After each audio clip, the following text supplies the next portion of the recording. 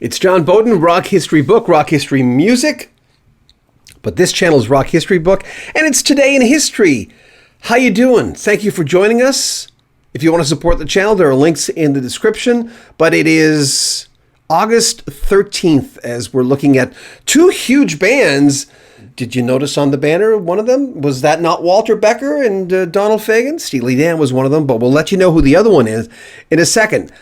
If you know someone who's having a birthday today, share this on their timeline. I'm sure they'd appreciate it. If it's your birthday, well, happy birthday to you.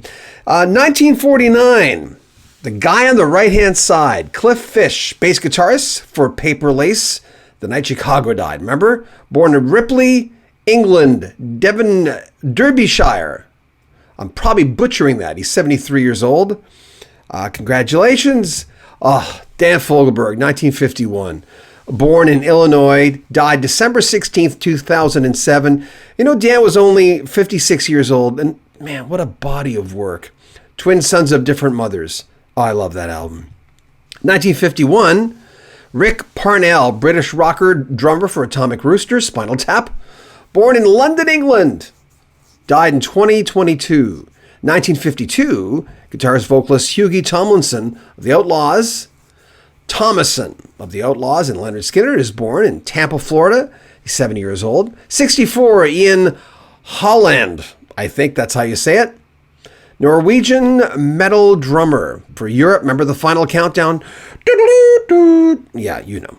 Anyway, he's born in Norway, 58 years old. And folks that we lost on this day.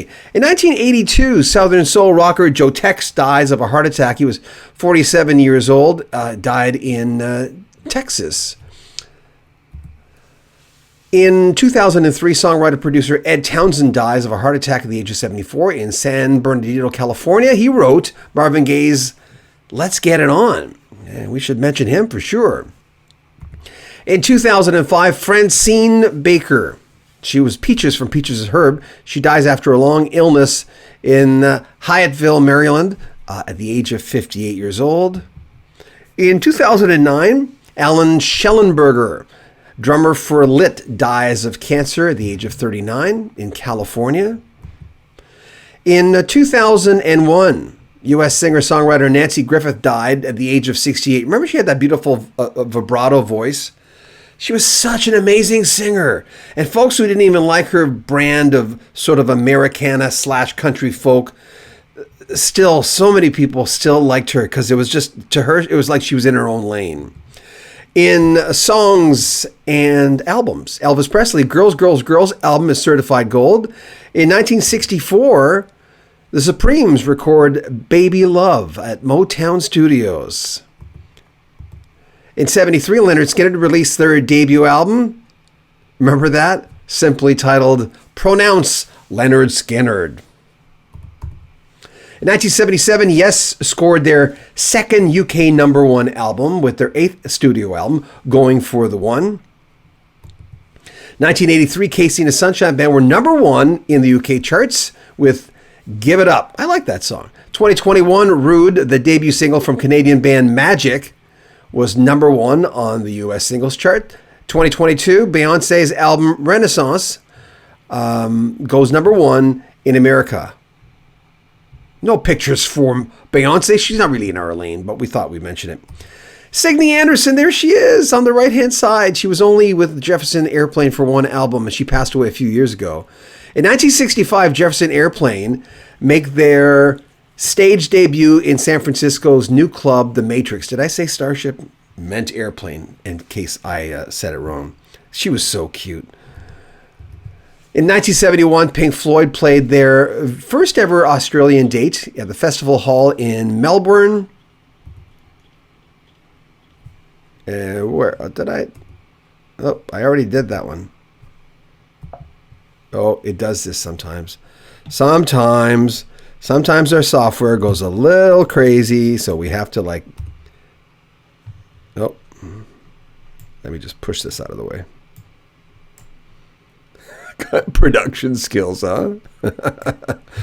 Pink Floyd, that's who we're going to talk about. Yeah, Pink Floyd. Well, so we already mentioned Pink Floyd. There you go. You keep hitting the machine, it'll work after a while. Okay. Bachmann, Turner, Overdrive. It should be Bachmann because Randy last name is Bachmann. In 1977, Bachmann Turner Overdrive announced that the group is splitting up. They reunite 5 years later. Blair Thornton, Randy Bachman, Rob Bachman, and C.F. Turner. Great band. I love that band so much. And you know what? One of the albums that basically broke up the band was Freeways, and I enjoyed Freeways. I thought it was a really, really great album. And Randy thought so too, and he wanted to change the band a little bit. He wanted them to be a little bit more modern. In 1980, let's get rid of this one. In 1980, at his home in Woodstock, New York, Todd Rundgren and 4 guests are victims of an invasion when 4 masked men break in, tie them up, and proceed to steal hi-fi equipment and paintings. Oh my God, can you imagine? You forgot the JBL L100 speakers. They're worth a lot over there. One of my favorites of all time. I didn't move his picture. Shame on me. I love him so much. Hot August Night, one of the greatest live albums of all time. Let me just put that up. Production on this show is really bad.